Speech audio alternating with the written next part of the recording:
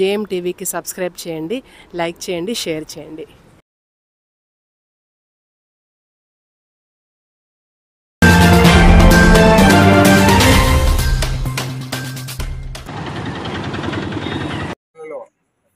నేను నన్ను గెలిస్తే మీకు 40,000 రూపాయలు పెన్షన్ ఇస్తామని చెప్పినాడు.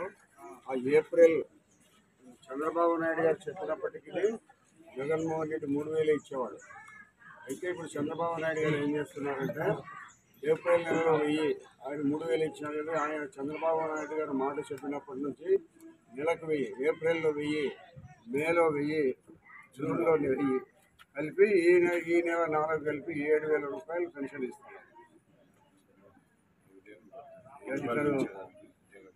జగన్మోహన్ రెడ్డి మాట చెప్పాడు, మడిమ తిప్పాడు అన్నట్టు ఇప్పుడు చంద్రబాబు నాయుడు గారు మాట చెప్తే మడిమ తిప్పకుండా ఇచ్చేవాడు.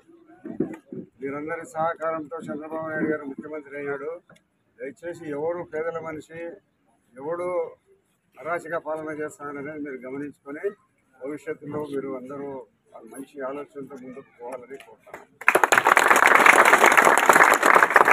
పెన్షన్ ఏమా సచివాలయ సిబ్బందినా రేపు నెల నుంచి మళ్ళీ 4,000 వచ్చాయని నెల 4,000